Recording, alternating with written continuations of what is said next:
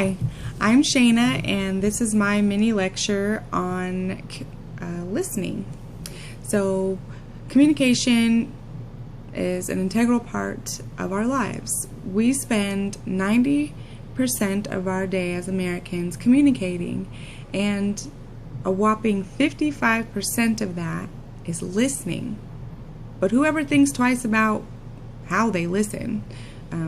I certainly never gave it another thought until I read this chapter.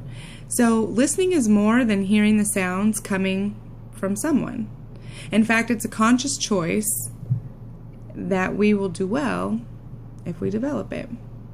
So, listening enhances our relationships, and I personally have been experiencing great gains with my family as I strive to become a better listener.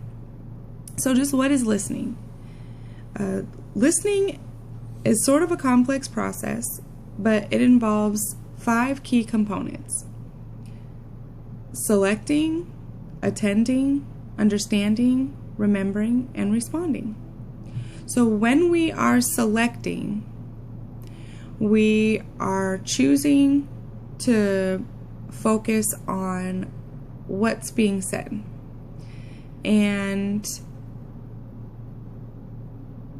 when we are attending, it's the sustaining of our complete focus on the message that's being delivered. When we have understanding, it's assigning a meaning to a message.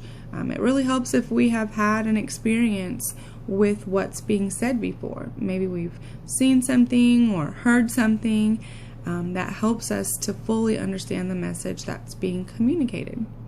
And then there's remembering, something I don't do very well sometimes, but that's because I usually multitask and I am not giving my undivided attention. But to remember is to recall the information that someone has shared with you, or the message. In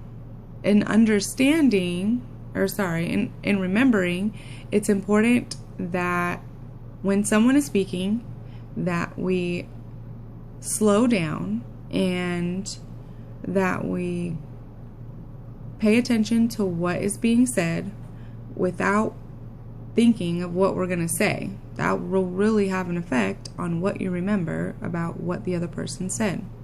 And that leads us to responding. How in the world can you respond if you weren't really listening to what the person was saying and you were formulating your answer before the person stopped? So, in responding, the definition is the understanding of a message and then speaking to that, or letting the sender know that their message was received. A lack of response could make them think that their message was not received. And a good response can leave both parties feeling satisfied in the conversation. So with listening, there are 4 main listening styles, and they are relational, critical, analytical, and task-oriented. So relational speakers often focus on the feelings and emotions of the person giving a message. If somebody said, "I stubbed my toe and it really hurts, I think it's bleeding," the relational person or listener may say, "Oh, when I stubbed my toe, it hurt really bad, and I had to put it up and get some ice on it, and I bet yours is hurting just like mine hurt." So they often relate with the person they're talking to with feelings and emotions. A critical listener is very good at evaluating what was said and is keen at picking up inconsistencies in the message that was being delivered.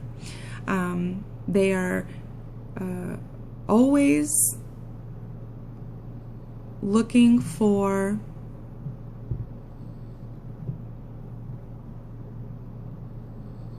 the information to be true that is being presented to them. An analytical listener, they're looking for the facts, and they tend to withhold judgment before making any kind of judgment. They are going to be listening to every single fact. They like the whole picture before they say anything.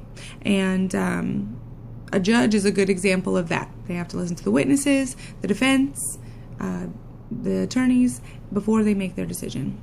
Then there are task-oriented listeners, and this listener likes everything in a nice little package, very organized, that tells them what you want them to do, how to do it, and they really just want the bottom line so that they can get on with the task.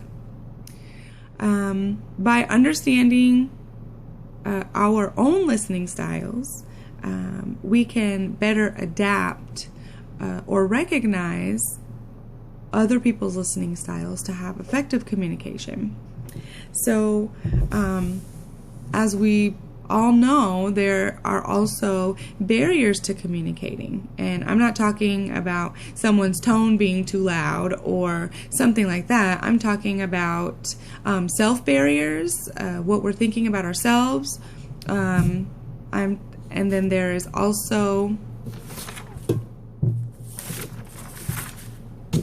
information processing barriers, where we may mentally not be able to manage the info or mentally be able to manage the info, and context barriers, where the surroundings in which we listen. So I hope you've enjoyed this, and I hope it was educational. Thanks.